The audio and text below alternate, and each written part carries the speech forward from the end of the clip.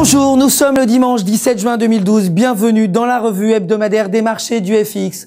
Le yen japonais s'est renforcé face au dollar américain après que la Banque du Japon n'ait finalement pas pris de mesures pour dévaluer sa monnaie. Le dollar américain s'est affaibli face à la plupart des principales devises. Le ralentissement de la croissance faisant penser que la Réserve fédérale va de son côté mettre en place des mesures d'assouplissement monétaire durant sa réunion la semaine prochaine. La Réserve fédérale a rapporté la semaine dernière que les résultats des usines, des mines et des services publics ont chuté de 0,1% le mois dernier, après un gain de 1% en avril. La production industrielle, qui comprend environ 75% de la production totale, a chuté de 0,4% le mois dernier. Le dernier cours du yen était de 78,69 $, soit une baisse de 0,81%. L'euro s'est renforcé face au dollar américain pour la deuxième semaine consécutive, avant l'élection grecque de ce week-end qui déterminera si la Grèce restera ou non dans la zone euro.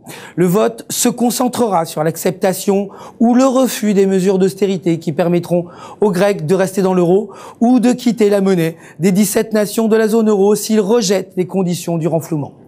L'euro s'est renforcé sur l'hypothèse que les banques centrales seraient prêtes à aider les marchés financiers après les événements de la semaine dernière, lorsque l'Espagne est devenue le 4e pays à demander un renflouement. Le dernier cours de l'euro était de 1,2641, soit une hausse de 0,07%. La livre sterling s'est renforcée sur l'hypothèse que la Banque d'Angleterre devrait acheter plus de dettes gouvernementales pour soutenir l'économie. Conjointement avec le ministère des Finances, le gouverneur de la Banque d'Angleterre a présenté son plan qui vise à augmenter le crédit des banques au Royaume-Uni, en avançant que des arguments pour de nouvelles mesures de stimulation, je cite, font leur chemin. Le plan de liquidité de la Banque d'Angleterre serait d'injecter au moins 5 milliards de livres par mois dans le système financier. Le dernier cours de la livre sterling était de 1,5714 $ vendredi dernier, soit une hausse de 0,99%.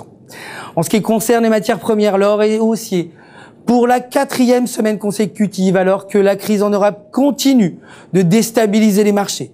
Malgré cela, l'or est encore inférieur de 16% à son cours le plus haut, qui était, je vous le rappelle, de 1923 $, atteint le 6 septembre dernier.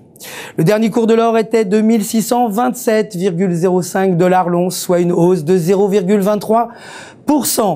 Le cours du pétrole s'est renforcé sur l'hypothèse que les banques centrales pourraient prendre des mesures pour renforcer la croissance économique mondiale, alors que les investisseurs attendent le résultat des élections grecques. Des rumeurs de plus en plus fortes estiment que le G20, qui se réunit au Mexique la semaine prochaine, devrait annoncer des mesures pour combattre le ralentissement économique mondial. Le dernier cours du pétrole était de 84,33 $ le baril, soit une hausse de 0,13%.